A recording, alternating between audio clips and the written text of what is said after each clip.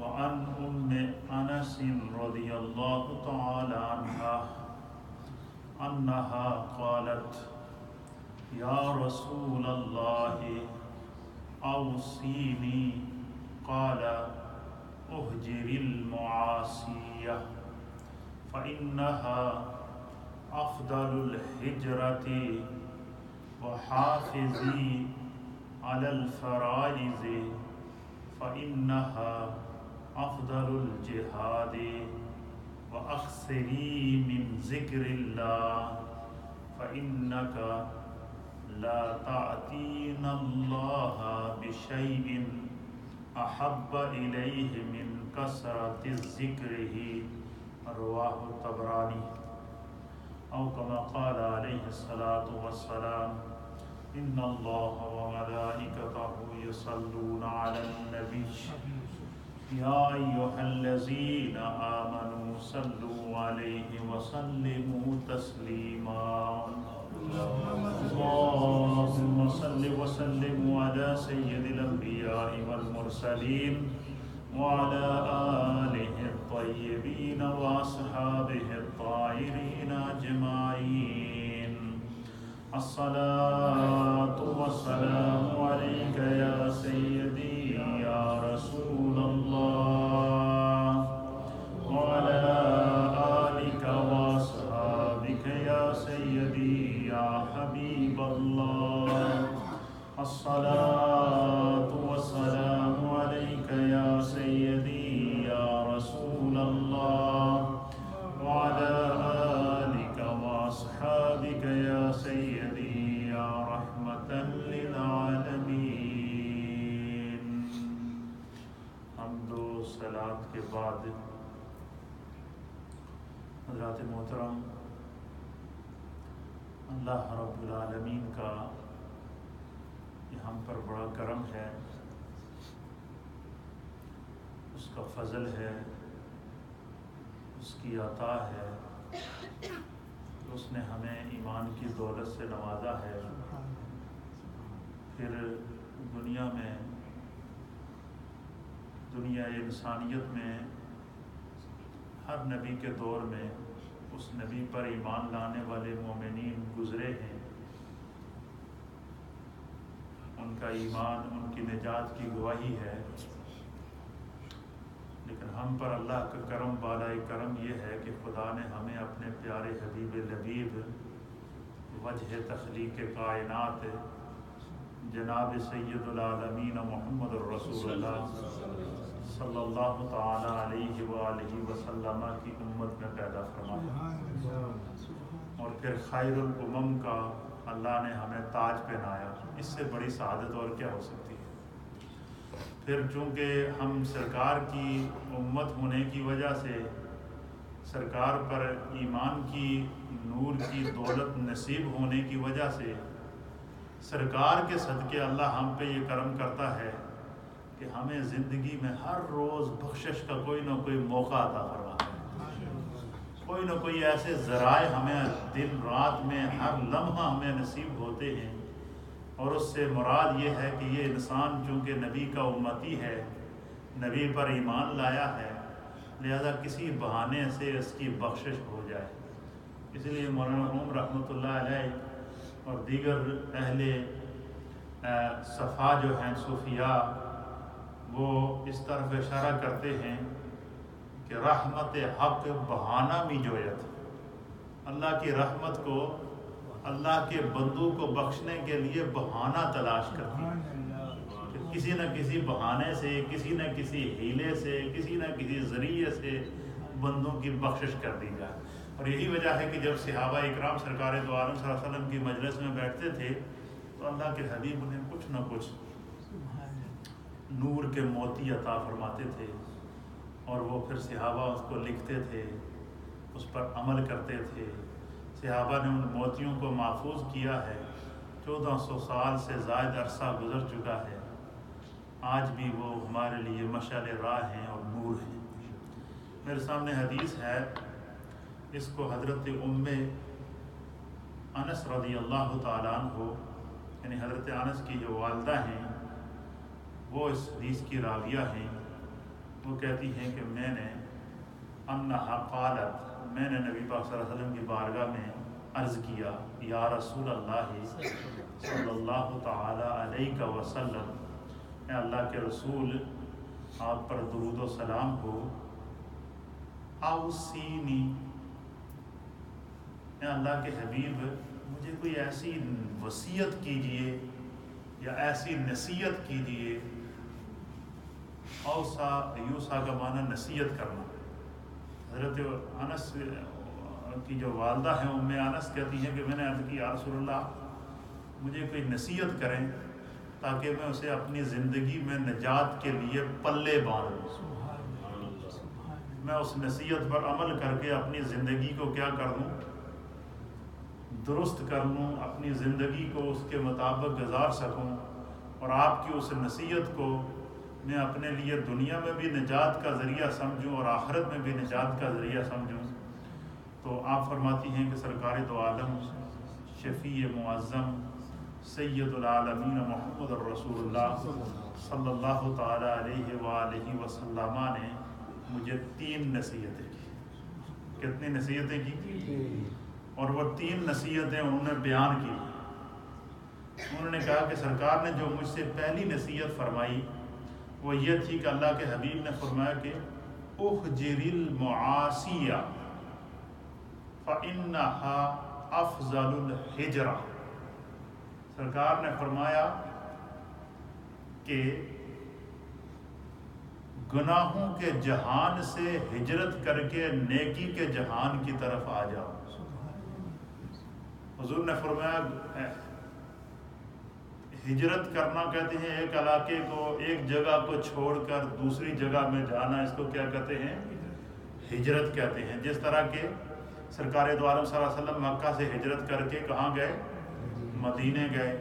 اسی طریقے سے وہ صحابہ اکرام رضوان اللہ تعالی علیہم اجمعین جن کو سرکار دو عالم صلی اللہ علیہ وسلم پر ایمان لانے کی پاداش میں کفار مکہ کی جانب سے طرح طرح کے ظلم و ستم کا نشانہ بننا پڑا، تو حضور علیہ السلام نے ابھی ہجرت نہیں کی تھی، تو سرکار نے انہیں حبشہ کی طرف ہجرت کرنے کا جو ہے وہ حکم فرمایا۔ پھر کچھ جو ہجرت کر کے حبشہ پہنچے، تو حبشہ میں ان کو جب پتہ چلا کہ سرکار دو عالم صلی اللہ علیہ وسلم تو مکہ سے مدینہ چلے گئے، تو انہوں نے پھر جو ہے وہ پھر حبشہ سے ہجرت کر کے وہ بھی مدینہ چلے گئے۔ تو کچھ ایسے صحابہ تھے جنہوں نے ایک ایک کے بجائے 2 مرتبہ ہجرت کی، وہ ہجرتین ان کو اللہ تعالیٰ نے 2 ہجرتوں کو جو ہے وہ۔ اسی طریقے سے سرکار دو عالم صلی اللہ علیہ وسلم اس حدیث میں یہ اشارہ فرما رہے ہیں کہ یہ نیکی بھی ایک جہان ہے اور معصیت بھی ایک جہان ہے۔ نیکی بھی ایک جہان کا نام ہے اور گناہ بھی ایک جہان کا نام ہے۔ تو اللہ کے حبیب نے حضرت اس میں جو ہماری اسلامک بہنیں اگر اس مجلس میں موجود ہیں تو وہ اس بات کو ضرور نوٹ کریں کہ یہ ایک ماں کو، ایک سرکار دو عالم صلی اللہ علیہ وسلم کی امتی خاتون کو سرکار نصیحت کر رہے ہیں، یعنی ایک عورت کو نصیحت کر رہے ہیں جن کا نام حضرت ام انس، جو حضرت انس بن مالک رضی اللہ تعالی عنہ کی والدہ تھی اور یہ سرکار کے قریبی رشتہ داروں میں سے تھی، اور ان کو حضور انہوں نے کہا کہ یا رسول اللہ میں خاتون ہوں، دن رات گھر کے کام کاج میں مصروف رہتی ہوں اور دیگر خاندانی معاملات میں بھی مصروف رہتی ہوں، تو مجھے کوئی ایسی نصیحت کریں جس کو میں پلے باندھ لوں، جس پر عمل کروں تو تاکہ میری دنیا میں بھی نجات ہو جائے اور آخرت میں بھی نجات ہو جائے۔ حضور علیہ الصلوۃ والسلام نے حضرت ام انس اس خاتون کو 3 نصیحتیں کی، اور پہلی نصیحت حضور نے امت کی اس بیٹی کو کیا کی؟ سرکار دو عالم صلی اللہ علیہ وسلم نے ان کو پہلی نصیحت یہ کی، اللہ کے حبیب نے فرمایا کہ احجر المعاصی، گناہوں کو چھوڑ دو۔ گناہوں کے جہان سے، آسان اس کا ترجمہ کہ گناہوں کے جہان سے ہجرت کر جاؤ اور نیکی کے جہان کی طرف چلے جاؤ۔ فرمایا گناہوں کو چھوڑ دو، اور جب تم گناہوں کو چھوڑ کر نیکی کی وادی میں چلے جاؤ گے اور جس گناہ سے تم توبہ کر لو گے دوبارہ اس گناہ کے قریب بھی نہ جاؤ، نہ اس گناہ کے بارے میں سوچو، نہ اس گناہ کے بارے میں جو ہے وہ کوئی ذہن کے اندر گمان لاؤ، کیونکہ تم اس گناہ سے سچی توبہ کر چکے ہو، فرمایا کہ جس راستے کو تم چھوڑ چکے ہو دوبارہ کبھی اس گناہ کے راستے کے اوپر قدم بھی نہ رکھنا. جس گناہ کے جہان سے تم نکل چکے ہو دوبارہ اس گناہ کے جہان کی طرف جانے کا کبھی تصور بھی نہ کرو. فرمایا کہ جب تم گناہ کو چھوڑ کر نیکی کے جہان میں آ جاؤ گے اللہ کے حبیب نے فرمایا کہ فَإِنَّهَا أَفْضَلُ الْهِجْرَةِ گناہ کی وادی کو چھوڑ کر نیکی کی وادی میں قدم رکھنا یہ سب سے بہترین ہجرت ہے. کیا فرمایا کہ یہ سب سے بہترین کیا ہے؟ ہجرت ہے. تو پتہ چلا یہ گناہ بھی ایک جہان ہے اور نیکی بھی ایک جہان ہے. گناہ کے جہان میں جو قدم رکھتا ہے وہ جہان اسے جہنم میں لے جاتا ہے اور جو نیکی کے جہان میں قدم رکھتا ہے وہ جہان صراط مستقیم کی شاہراہ سے ہوتا ہوا نبی پاک کی شفاعت کے خوبصورت انوار سے مزین ہوتا ہوا اللہ تعالیٰ اسے جنت کے اندر دائمی نعمتوں سے مالا مال فرماتا ہے. پہلی نصیحت سرکار نے کیا فرمائی کہ گناہ کو چھوڑ دو, گناہ سے ہجرت کر جاؤ, اور جب گناہ کو چھوڑ دو تو پھر گناہ کی وادی کی طرف قدم نہ رکھو, گناہ کی وادی کی طرف رخ نہ کرو, گناہ کی وادی کے اندر جانے کا تصور بھی ذہن سے نکال دو, گناہ کی وادی کی طرف جانے کا تخیل بھی ذہن سے نکال لو, اور گناہ کی وادی کے قریب بھی نہ جاؤ, نیکیوں کے اندر اپنے آپ کو ہمیشہ وہ رکھو. یہ پہلی نصیحت سرکار دو عالم صلی اللہ علیہ وسلم نے فرمائی. پھر سرکار نے حضرت ام انس کو جو دوسری نصیحت کی ہے وہ اور بھی بہت ہی عظیم ہے اور وہ ہر ایک کے لیے ہے. یعنی یہ کہ یہ صرف خواتین کے لیے ہے, یہ تو ایک پیغام ایک خاتون نے پوچھا تو میں نے اس لیے خواتین کو اس لیے مخاطب کیا کہ یہ سوال پوچھنے والی ایک خاتون ہے اور سرکار دو عالم صلی اللہ علیہ وسلم اس کی, اور یہ اس سے مراد امت کا ہر فرد ہے چاہے وہ مرد ہو یا خاتون ہو. پھر دوسری نصیحت سرکار دو عالم صلی اللہ علیہ وسلم نے حضرت ام انس کو کیا کی؟ سرکار نے فرمایا کہ وَحَافِظِي عَلَى الْفَرَائِضِ. سرکار نے فرمایا کہ جو اللہ نے تمہارے ذمہ فرائض لگائے ہیں اس میں سے 5 وقت کی فرض نماز ہے, اس میں سے اگر ہمارے اوپر حج فرض ہے تو وہ اس کا فرض ادا کرنا ہے, اس میں سے اگر ہم پر زکوٰۃ فرض ہے تو اس فرض کو ادا کرنا ہے, اس میں سے جو فرائض اپنے انسان کو اپنی حقوق العباد جو اس کے ذمہ ہیں ان کو ادا کرنا ہے, حقوق اللہ جو ہیں ان کو ادا کرنا ہے, جو اللہ نے اس کے اوپر عبادات فرض کی ہیں اس کو ادا کرنا ہے. اللہ کے حبیب علیہ الصلوۃ والسلام نے حضرت ام انس رضی اللہ تعالی عنہا سے کیا فرمایا؟ سرکار نے فرمایا کہ تم اپنی جو فرائض جو اللہ نے تمہارے ذمہ لگائے ہیں ان فرائض کی تم حفاظت کرو.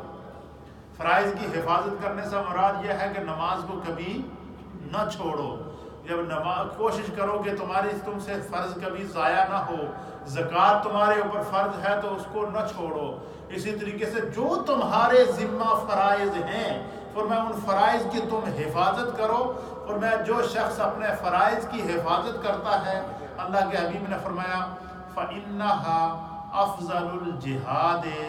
اللہ کے حبیب علیہ السلام نے فرمایا کہ جو انسان اپنے فرائض کی حفاظت کرتا ہے, یہ اپنے فرائض کی حفاظت کرنا یہ سب سے بہترین اور سب سے افضل جہاد ہے. اور یہ کون سا جہاد ہے؟ یہ وہ جہاد ہے کہ انسان اپنے نفس کے ساتھ جہاد کرتا ہے. مثلا ہم پر دن رات میں کتنی نمازیں فرض ہیں؟ 5 نمازیں فرض ہیں. اور جب باہر برف پڑی ہوئی ہو اور بندہ اپنے گھر سے اٹھے, اور یہاں تو ہر اس ملک کے اندر تو طرح طرح کی سہولتیں موجود ہیں, ہر گھر میں بائلر موجود ہے, نہیں آؤ تو مسجد کے اندر گرم پانی کی ٹوٹیاں اور وضو خانہ ہر سہولت موجود ہے.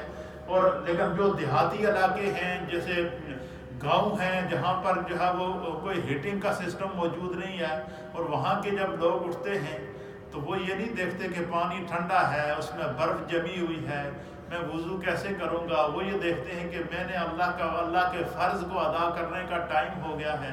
وہ کیا کرتے ہیں؟ ٹھنڈے پانی سے وضو کرتے ہیں. کیا کرتے ہیں؟ نفس کہہ رہا ہے, اندر بیٹھا ہوا شیطان کہہ رہا ہے ٹھنڈ لگ سی تو نمونیا ہو جاتا ہے, طرح طرح کے بہانے اس کو بتا رہا ہے. بھائی یہاں اتنی سردی میں چل کے مسجد میں جاؤ گے، کیسے جاؤ گے؟ وہاں تو تمہیں بہت ٹھنڈ لگے گی، راستے میں بیمار ہو جاؤ گے، اتنا گرم نرم بستر چھوڑ کے کتنے چلے ہو؟ اب وہ کیا کرتا ہے، وہ پھر جناب کبھی کان میں ہوا بھرتا ہے، کبھی دماغ میں ہوا بھرتا ہے، کبھی جناب سبز باغ دکھاتا ہے، کبھی آنکھیں بند کر کے جو ہے انسان کو طرح طرح کے خواب دکھاتا ہے۔ لیکن فرمایا کہ جو لوگ اللہ کے فرائض کی حفاظت کرتے ہیں، فرمایا کہ وہ پھر کیا کرتے ہیں، وہ پھر شیطان کے وسوسے کو ترک کر دیتے ہیں، وہ پھر اپنے نفس کے ساتھ جہاد کر کے سردیوں کی لمبی راتوں میں وضو کر کے نماز ادا کرتے ہیں، وضو کر کے گھر سے چل کر اپنے نفس کے خلاف جہاد کر کے، اپنے نفس کی مخالفت کر کے گھر سے چل کر مسجد میں آتے ہیں۔ تو اللہ کے حبیب علیہ السلام نے فرمایا کہ انسان کو سب سے زیادہ جو شیطان اس کو وسوسہ ڈالتا ہے وہ نماز کے وقت میں ڈالتا ہے۔ وہ کوشش کو پتہ ہے کہ یہ اب اس کی اللہ کی قربت کا ٹائم آ گیا ہے، اسے اس لمحے اپنے رب کی قربت ملنے والی ہے، اس لمحے اسے اپنے رب کی جو ہے وہ کسی عطاؤں سے اسے نوازا جا رہا ہے، یہ لمحہ اس کی بخشش کا لمحہ آ گیا ہے۔ یہ وہ لمحہ ہے کہ وہ زمین پر سر رکھ کے جب دل میں سبحان ربی الاعلیٰ کی تسبیح پڑھے گا تو اس کی تسبیح پر عرش الہی کے جو فرشتے ہیں وہ بھی رقص کریں گے۔ اس کی تسبیح پر اللہ کے فرشتے پہلے آسمان، دوسرے آسمان، تیسرے آسمان، چوتھے آسمان، پانچویں آسمان، چھٹے آسمان اور ساتویں آسمان اور سدرہ اور عرش الہی تک جو اللہ کے فرشتے ہیں وہ اس کے ساتھ اس تسبیح کو دہرائیں گے، اور اس کی تسبیح پر خدا بھی ناز کرے گا، اس کے فرشتے بھی ناز کریں گے۔ تو میں کیوں نہ اس کو اللہ کی تسبیح کرنے سے روک دوں؟ تو اللہ کے حبیب نے فرمایا کہ جو شخص اپنے فرائض کی حفاظت کرتا ہے، سب تو بڑا جہاد تو وہ کرتا ہے۔ تو جہاد کی جہاں اور اقسام ہیں، جہاد کی ایک قسم یہ بھی ہے کہ انسان اپنے نفس کے ساتھ جہاد کرے، اور فرمایا کہ فرائض کی پابندی کرنا یہ سب سے بڑا جہاد ہے، سب سے افضل جہاد ہے۔ سرکار نے حضرت ام انس کو جو دوسری نصیحت کی وہ کیا تھی کہ اپنے فرائض میں کبھی سستی نہ کرنا، نماز میں سستی نہ کرنا، زکوٰۃ کی ادائیگی میں سستی نہ کرنا، حج کی ادائیگی میں سستی نہ کرنا، دیگر جو تمہارے ذمہ حقوق اور فرائض ہیں ان میں کبھی سستی نہ کرنا، ان کی تم حفاظت کرو گے، خدا تمہاری حفاظت کرے گا، اور اللہ تمہاری حفاظت دنیا میں بھی کرے گا، خدا تمہاری حفاظت جہنم کی آگ سے بھی کرے گا، خدا تمہاری حفاظت جو ہے وہ ہر ابتلا اور ہر آزمائش کے وقت کرے گا، کیونکہ اللہ اس کی حفاظت پھر خدا کے فرشتے کرتے ہیں۔ اور یہی وجہ ہے کہ جن لوگوں نے اپنے فرائض کی حفاظت کی، جن لوگوں نے اپنے نفس کے ساتھ جہاد کیا، رب کریم نے ان کی فضیلت کو بیان کرتے ہوئے وحی کے ذریعے ان کی عظمت کو بیان کر کے فرمایا الا ان اولیاء اللہ لا خوف علیہم ولا هم یحزنون۔ فرمایا کہ بے شک جو اولیاء اللہ ہیں، جو اللہ کے ولی ہیں، لا خوف علیہم، انہاں دے اوتے کوئی خوف ہے ہی نہیں، ولا هم یحزنون، اور نہ وہ کیا ہوں گے، غمگین ہوں گے۔ کیوں؟ کہ انہوں نے اللہ کے فرض کی حفاظت کی ہے، خدا نے ان کی حفاظت کر دی ہے۔ اب شیطان ان کے قریب نہیں جا سکتا۔ نبی پاک دیکھیں، نبی پاک کے کتنے صحابہ اکرام تھے، اور جب انہوں نے اپنے جب ایمان لے کر آئے اور سرکار دو عالم صلی اللہ علیہ وسلم کے بتائے ہوئے احکامات پر عمل کیا، تو پھر اللہ کے نبی کا ہر صحابی اللہ کا ولی بنا۔ پھر نبی پاک کے صحابہ میں سے وہ بھی کہ جنہوں نے فرائض کی اس طرح حفاظت کی کہ اللہ کے حبیب علیہ الصلوۃ والسلام نے اعلان فرمایا کہ ان الشیطان یفر من ذل عمر، یہ جڑا شیطان ہے یہ تو عمر دے سائے کو بھی نسدا ہے۔ شیطان ہر ایک کو تنگ کرتا ہے۔ یہ شیطان وہ ہے کہ جس نے اللہ کے نبیوں کو تنگ کیا ہے۔ یہ شیطان وہ ہے جس نے سب سے پہلے حضرت آدم علیہ السلام سے جنگ کی ہے۔ یہ شیطان وہ ہے جس نے حضرت ابراہیم علیہ السلام کے ساتھ جنگ کی ہے، اور قیامت تک اس نے حج دے موقع تے پتھر پڑ دے نہیں پڑ دے۔ حضرت اسماعیل علیہ السلام کے ساتھ اس نے جنگ کی۔ اللہ کے ہر نبی کے ساتھ جب نبیوں کے ساتھ وہ جنگ کرتا ہے، ہم تو ہیں ہی گناہ گار ہیں، لیکن اللہ کے حبیب فرماتے ہیں کہ جو شخص اللہ کے فرائض کی حفاظت کر لے، شیطان ہوتا کچھ نہیں بگاڑ سکتا۔ اور جنہوں نے فرائض کی حفاظت کی، اللہ کے نبی پاک نے فرمایا کہ شیطان پھر عمر دے سائے کو بھی نستا ہے۔ کیوں؟ پھر اللہ کے حبیب علیہ السلام نے فرمایا کہ جب آذان ہوتی ہے، فرمایا جب آذان کی صدائیں بلند ہوتی ہیں تو شیطان بھاگتا ہے، اتنا بھاگتا ہے، اتنا بھاگتا ہے، اس کی کوشش ہوتی ہے کہ میں اس ایریے میں پہنچوں جہاں آذان کی آواز نہ آئے، تاکہ میں جو ہے وہ جا کر وہاں کے لوگوں کو بہکا سکوں۔ فرمایا کہ جب اذان ختم ہوتی ہے تو پھر آتا ہے، پھر بندے کے ذہن میں ٹھنڈ بڑی ہے ادھر نہ جائیں، آفس میں چاہے جاب بھی لگے ہے، جاب ضائع ہو جیسی ادھر نہ جائیں۔ اب وہ طرح طرح کے بہانے دلوں کے اندر وسوسے پیدا کرتا ہے۔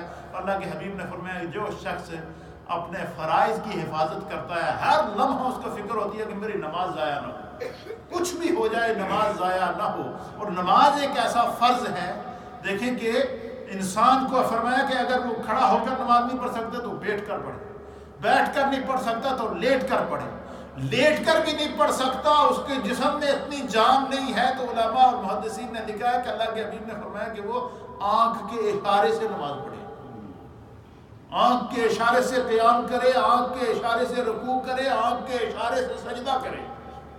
اور جن لوگوں نے اس طرح فرائض کی حفاظت کی انہوں نے اصل جہاد تو انہوں نے کیا۔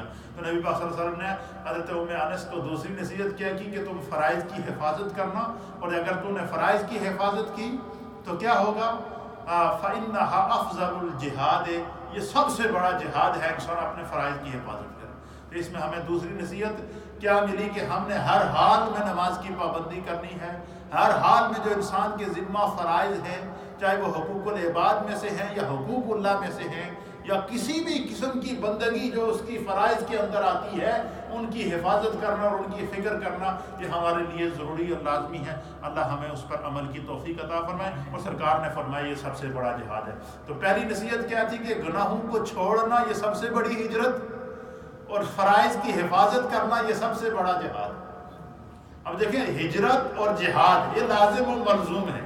صحابہ نے ہجرت کی تو پھر جہاد بھی کیا، پھر بدر بھی آیا، ہجرت کی تو احد بھی آیا، ہجرت کے بعد احزاب بھی آیا، ہجرت کے بعد طرح طرح کے غزوات سے بھی گزرنا پڑا، اور پھر نبی پاک کے ان صحابہ کو اللہ نے کیا مقام عطا فرمایا؟ فرمایا والسابقون الاولون من المہاجرین والانصار، فرمایا کہ سابقون الاولون میں سے وہ صحابہ جو مہاجرین اور انصار ہیں جنہوں نے سب سے پہلے غزوہ بدر کے اندر سرکار کے ساتھ شرکت کی، نبی پاک کے 7 لاکھ صحابہ میں سے فرمایا وہ سب سے افضل ہیں۔ کیوں افضل ہیں؟ کہ انہوں نے مشکل وقت کے اندر بھی فرائض کو نہ چھوڑا، حقوق کو نہ چھوڑا، حقوق اللہ کو نہ چھوڑا، حقوق العباد کو نہ چھوڑا، نیکیوں کو نہ چھوڑا، نیکیوں کے راستے کو نہ چھوڑا۔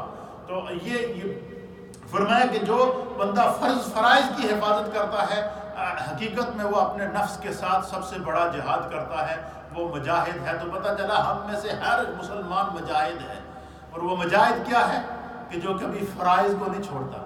تو پتہ چلا جڑا کہتے ہیں جو مجاہد ہے، جو میدان جہاد سے بھاگ جائے اسے کیا کہتے ہیں؟ بزدل کہتے ہیں۔ جو میدان جہاد سے بھاگ جائے فرمایا سب سے بڑا بدقسمت شخص وہ ہے جو جہاد سے پیٹھ کو پھیر دے۔ جہاد سے پیٹھ کو پھیرنا گویا کہ جو ہے وہ انسان اپنے آپ کو آگ میں چھلانگ لگا رہا ہے۔ تو دیکھیں ادھر سے سرکار نے میدان جہاد سے بھاگنے کی وعید فرمائی ہے، اور ادھر سے فرمایا کہ جو اللہ کے فرائض پر عمل کرتا ہے اور فرائض کو کبھی نہیں چھوڑتا، چاہے گرمی ہو، سردی ہو، مشکل ہو، آسانی ہو، جہاد ہو، کسی بھی قسم کے حالات سے اسے گزرنا پڑے، وہ فرائض کو نہیں چھوڑتا۔ فرمایا اصل مجاہد وہ ہے۔ تو پتہ چلا کہ ہر ایک انسان مجاہد ہے کہ وہ اگر اپنے نفس کے خلاف جہاد کر رہا ہے، وہ اللہ کے فرائض اور اس کے معمولات پر عمل کر رہا ہے۔ دوسری نصیحت، تیسری نصیحت سرکار دو عالم صلی اللہ علیہ وسلم نے حضرت ام انس کو کیا فرمائی؟ حضور نے فرمایا کہ اکثری من ذکر اللہ، سرکار نے فرمایا کہ تیسری نصیحت میری یہ یاد رکھو، اکثر ہر لمحہ چلتے پھرتے اٹھتے بیٹھتے جب بھی تمہیں کوئی لمحہ ملے تمہاری زبان اللہ کے ذکر سے ہمیشہ تر رہنی چاہیے، کثرت سے ذکر کرو۔ چلتے ہو تو بجائے اس کی باتیں کرنے کے سبحان اللہ و بحمدہ سبحان اللہ العظیم، اللہ اکبر لا الہ الا اللہ واللہ اکبر وللہ الحمد، اور استغفر اللہ ربی من کل ذنب، اللہ صمد اللہ صمد، جتنی بھی ذکر الہی کے جتنے بھی جو ہے وہ طریقے ہیں ان کو اپنی زبان پر جاری کرتا رہے۔ فرمایا سرکار دو عالم صلی اللہ علیہ وسلم نے فرمایا کہ حضرت ام انس کو کہ اکثری من ذکر اللہ، اللہ کے ذکر کو جو ہے وہ کثرت سے کیا کرو۔ فرمایا کہ جب تم اللہ کے ذکر کو کثرت سے کرو گے تو کیا ہوگا، فَإِنَّكِ لَتَأْتِينَ اللَّهَ بِشَيْءٍ أَحَبَّ إِلَيْهِ مِنْ کثرت ذکر۔ فرمایا کہ اللہ تعالیٰ کے نزدیک کثرت ذکر سے بڑھ کر کوئی چیز محبوب نہیں۔ اللہ کو اگر سب سے بڑی انسان کی کوئی عادات پسند ہے تو اللہ کے حبیب فرماتے ہیں کہ جو بندہ چلتے پھرتے اٹھتے بیٹھتے خدا کا ذکر کرتا ہے۔ اب مجھے بتائیں کہ ہم گھر سے آتے ہیں، بجائے اس کے کہ ہم جب ذہن کے اندر سوچیں کہ کسی کا برائی سوچیں گے نا، یا کوئی سوچے کہ مولانا ایک منٹ تشریف نا، جو ہے وہ یہ آخری بات ہے، چند جو ہے وہ ہم کسی کے لیے برائی سوچیں گے تو جو ہے وہ بجائے اس کے کہ بندہ سبحان اللہ کہتا رہے، الحمدللہ کہتا رہے، کثرت کے ساتھ ذکر کریں، تسبیح بیان کرتے رہیں، تمہید بیان کرتے رہیں۔ فرمایا خداوند قدوس کو انسان کی یہ عادت سب سے زیادہ پسند ہے۔ میں نے 2 احادیث آپ کے لیے رکھی تھی لیکن ایک ہی حدیث پر آج عمل کریں گے۔ مولانا محمد عارف میں آپ کی خدمت میں گزارش کروں گا کہ وہ بھی آپ کو ایک بالخصوص ینگسٹر کو ایک خوبصورت سا پیغام دیں گے اسی مجلس کے حوالے سے، پھر ذکر اور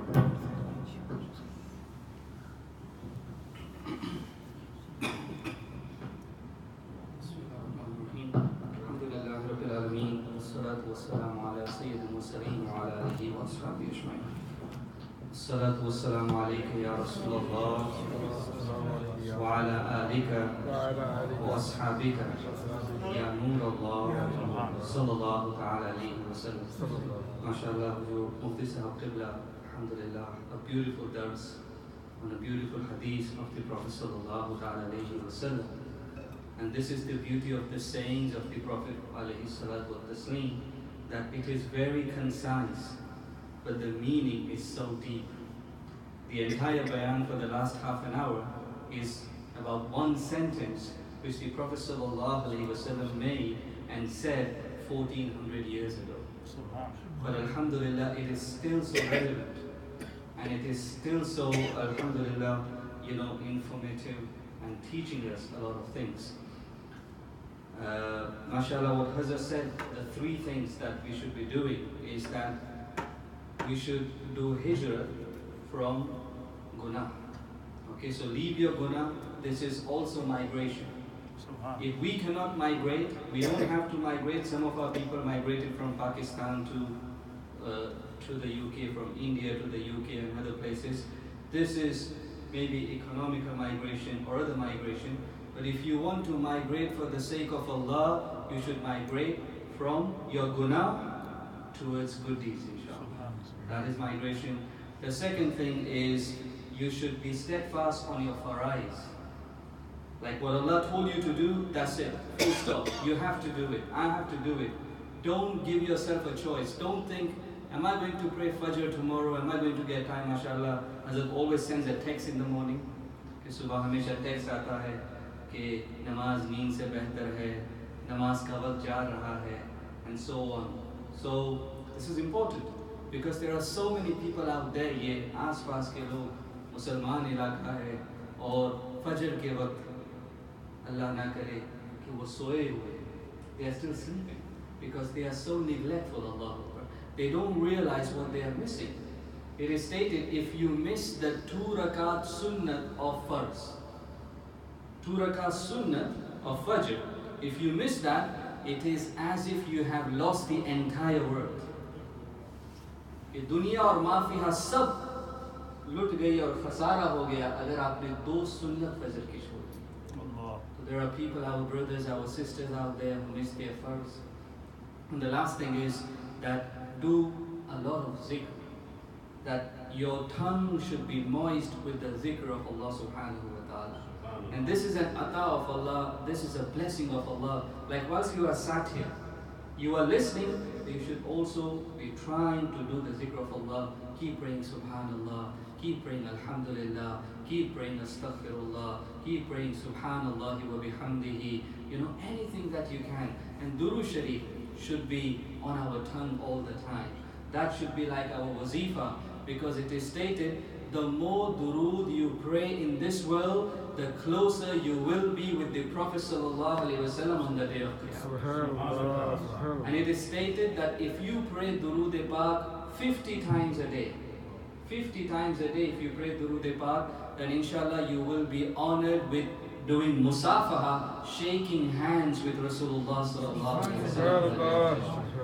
So keep our tongues moist with the zikr of Allah. And one more wazifa I'll give you, last thing, that if a person came to the Prophet ﷺ and he complained about the lack of sustenance, lack of risk, कि risk में बरकत नहीं है, जैसे कि हम हमेशा कहते हैं, तो फरमाया गया कि ये तस्बीह सुबह के वक्त पढ़ लो. Pray this in the morning. The best time is between the sunnat and farz of Fajr.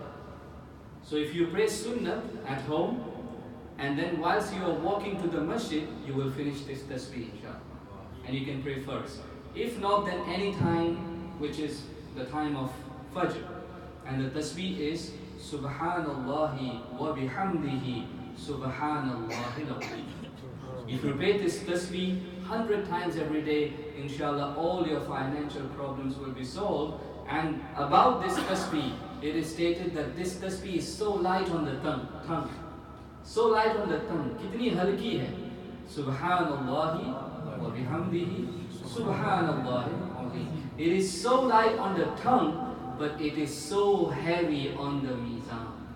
So heavy on the scales. So inshallah on the day of Qiyamah, when these tasbihat will be put on the scales, our scales will rise because of the weight, inshallah.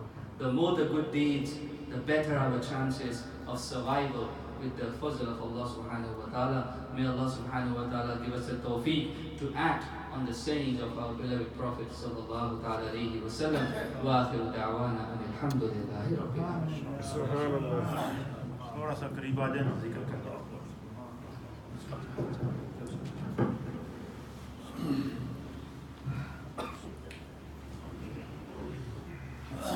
اللهم صل على نبينا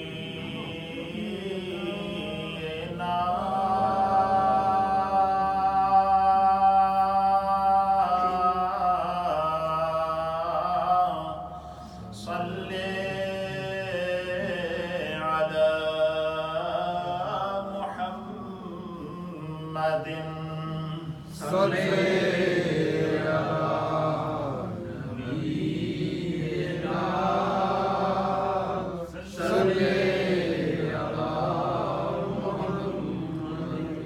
صل على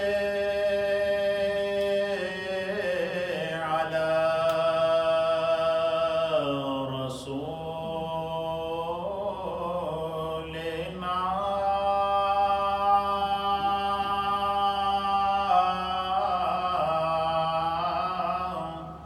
صل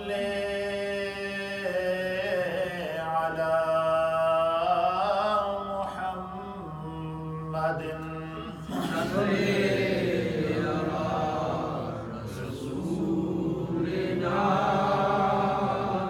صل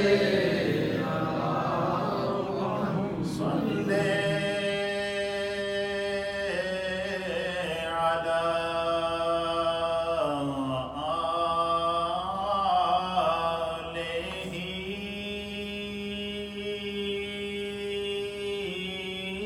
آله صل على محمد صل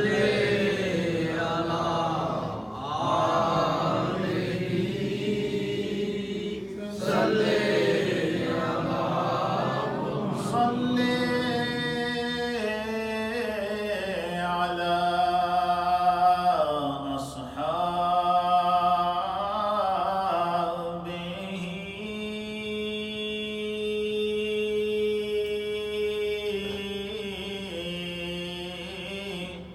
صلي على محمد صلي على أصحابه صلي على محمد صلى الله عليه وسلم لا إله إلا الله لا إله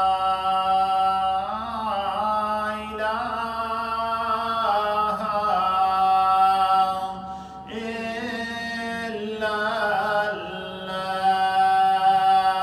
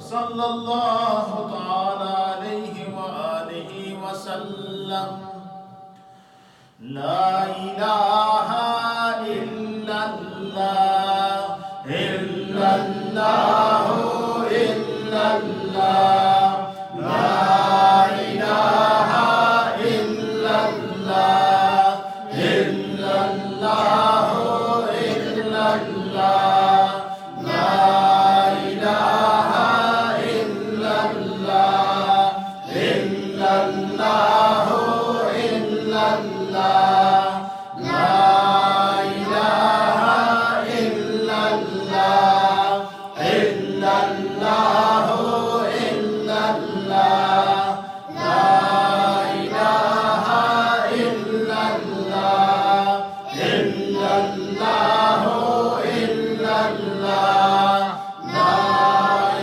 إله إلا الله إلا الله إلا الله لا إله إلا الله إلا الله إلا الله لا إله إلا الله إلا الله إلا الله لا إله إلا الله إلا الله إلا الله لا إله إلا الله محمد رسول الله صلى الله تعالى عليه وآله وسلم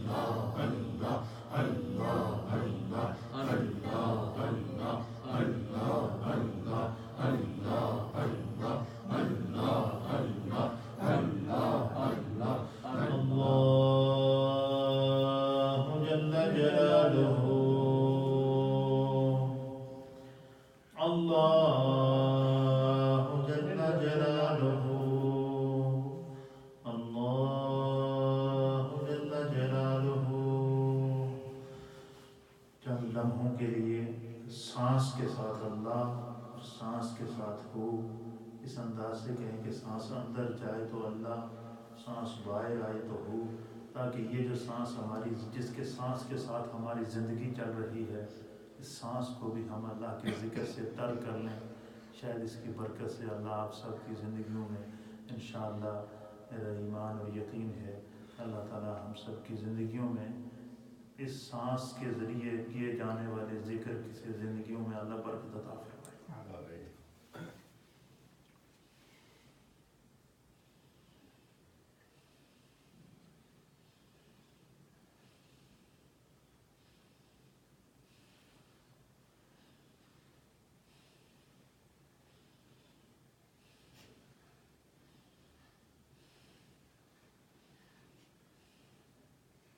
کلمہ تمجید۔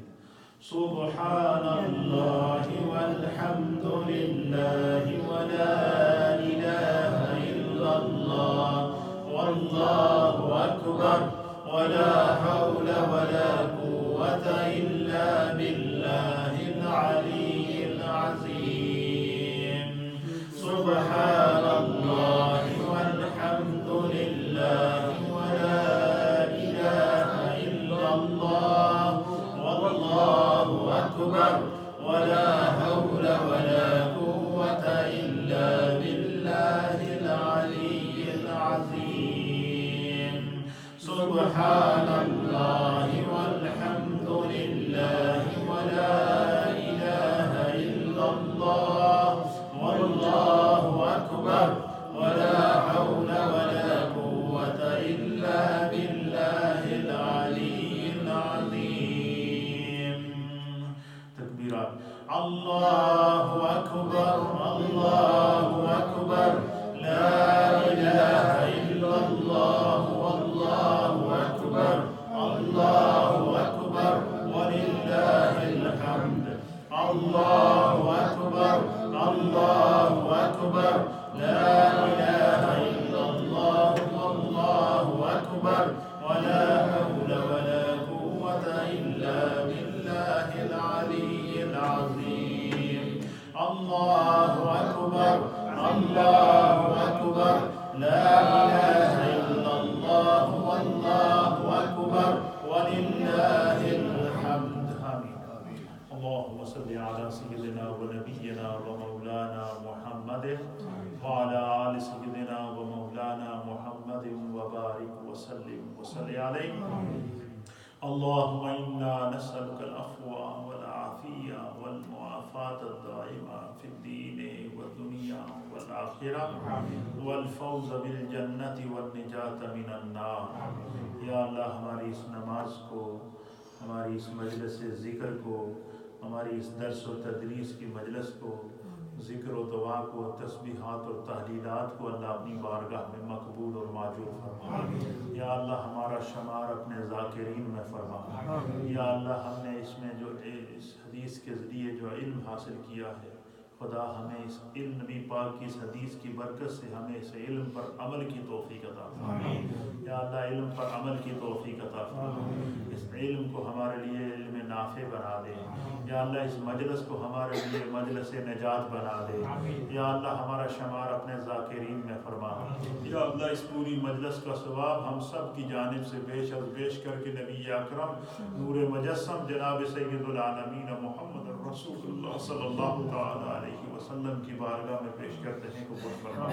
تمام انبیاء اکرام، صحابہ اکرام، تابعین، تبع تابعین، ائمہ مجتہدین، مومنین اور مومنات کی ارواح کو پیش کرتے ہیں، قبول فرما۔ یا اللہ ہم سب پر اپنا فضل و کرم فرما، ہم سب کے تمام مرحومین کی بخشش اور مغفرت فرما۔ ہم میں جو بیمار ہیں اللہ ان کو شفا عطا فرما، جن گھروں میں پریشانیاں ہیں اللہ ان کو دور فرما۔ جتنی مائیں بہنیں خواتین و احباب اس مجلس میں موجود ہیں یا اس کو سن رہے ہیں، جن گھروں میں یہ آواز جا رہی ہے یا سوشل میڈیا کے ذریعے دنیا بھر میں جو اس مجلس کو سنا اور دیکھا جا رہا ہے، اللہ سب کے گھروں میں برکتیں عطا فرما، سب کی اولادوں میں برکتیں عطا فرما، سب کے رزق اور روزگار میں برکتیں عطا فرما۔ یا اللہ ہم میں جو بیمار ہیں ان کو شفا عطا فرما، اسلام پر زندگی نصیب فرما، ایمان کامل پر خاتمہ نصیب فرما، ہم سب کے گھر بار میں، رزق میں، روزگار میں، کاروبار میں، مال میں، جان میں، عزت میں، آبرو میں، اولاد میں برکتیں عطا فرما، رب اغفر وارحم وانت خیر الراحمین۔